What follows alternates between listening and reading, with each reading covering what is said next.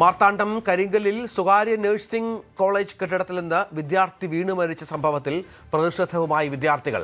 പ്രതിഷേധിക്കാനെത്തിയ വിദ്യാർത്ഥികളെ പോലീസ് കസ്റ്റഡിയിലെടുത്തെന്നും കയ്യേറ്റം ചെയ്തുവെന്നുമാണ് ആരോപണം. മാർത്താണ്ഡം കരിങ്കൽ ബെത്ലഹേം നഴ്സിംഗ് കോളേജിൽ മുന്നിലാണ് സംഭവം.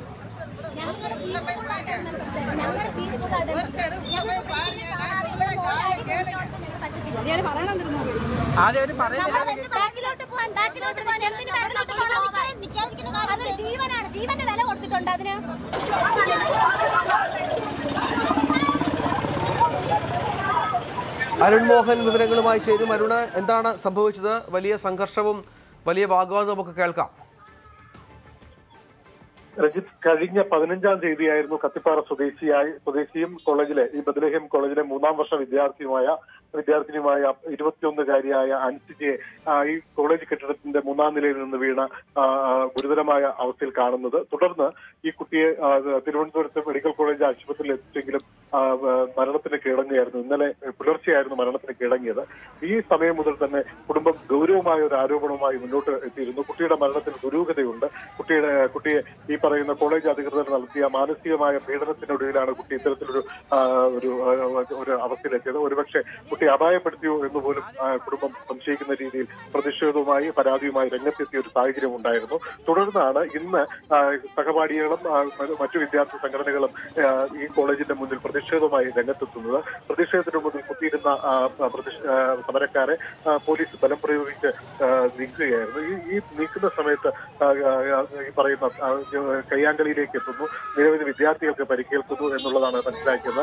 പുരുഷ പോലീസാണ് സ്ത്രീകളായ അവിടുന്ന് നീക്കം ചെയ്യാൻ ശ്രമിച്ചു എന്നുള്ളതൊക്കെയാണ് അവർ ഉന്നയിക്കുന്ന ആരോപണം. എന്നാലും ഇപ്പോഴും അവിടെ സമരം തുടരുന്ന ഒരു പശ്ചാത്തലത്തിലാണ്. കാരണം ഈ പറയുന്ന കോളേജിലെ പ്രിൻസിപ്പൽ, വൈസ് പ്രിൻസിപ്പൽ, വാർഡൻ തുടങ്ങിയവർ നിരന്തരം കുട്ടികളെ മാനസികമായി പീഡിപ്പിക്കുന്നത്. അതിന്റെ ഒരു ഇരയാണ് ഇപ്പോൾ ഈ കുട്ടി മരണത്തിൽ സംഭവിച്ചത്. ഇരയായാണ് ഈ കുട്ടി മരണത്തിന് കീഴടങ്ങിയത് എന്നുള്ളതാണ് ഇവരുടെ ആരോപണം.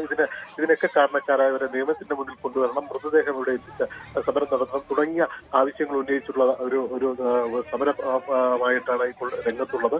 എന്തായാലും ഈ പറയുന്ന മാർത്താണ്ഡത്ത് ഇപ്പോൾ കരിങ്കൽ സംഘർഷാവസ്ഥ തുടരുന്നു. അതേസമയം ഇതുവരെ ആദ്യോ മെഡിക്കൽ കോളേജിൽ എത്തിയിട്ടില്ല. മെഡിക്കൽ കോളേജ് പോസ്റ്റ്മോർട്ടം നടപടികൾ പൂർത്തിയാക്കണമെങ്കിൽ തമിഴ്നാട്ടിൽ നിന്നുള്ള ആദ്യോ എത്തണമെന്ന് കുടുംബത്തിന്റെ ഒരു അപേക്ഷ ഉണ്ടായിരുന്നു, ആവശ്യമുണ്ടായിരുന്നു. പക്ഷെ ഇന്നലെ മുതൽ അത് ഗൗരവമായി എടുത്തിട്ടില്ല. ഈ നിമിഷം വരെ ഈ പറയുന്ന ആദ്യോ തമിഴ്നാട്ടിൽ നിന്നുള്ള അധികൃതരോ തിരുവനന്തപുരം മെഡിക്കൽ കോളേജ് എത്തിയില്ല. ഇപ്പോഴും ഈ കുട്ടിയുടെ കുടുംബാംഗങ്ങൾ മോർച്ചറിക്ക് മുന്നിൽ കാത്തു നിൽക്കുന്നു ഇവരുടെ ഒരു വരവിന് വേണ്ടി. പക്ഷെ ഇവർ വന്നതിന് ശേഷം മാത്രമേ മറ്റ് ഇൻവെസ്റ്റ് നടപടികൾ പൂർത്തിയാക്കി പോസ്റ്റ്മോർട്ടത്തിലേക്ക് എത്തുന്നു. ഇതും വൈകുന്നുണ്ട്. കേരള മുഖ്യമന്ത്രിക്ക് ഉൾപ്പെടെ വിഷയം ഉന്നയിച്ച് പരാതി നൽകിയിട്ടുണ്ട്. ഇവർ ആകെ ദുരിതത്തിലായി നിൽക്കുന്ന ഒരു അവസ്ഥയിലാണ് ഇപ്പോൾ ഉള്ളത്. രഞ്ജിത്ത്. ശരി അരുൺ.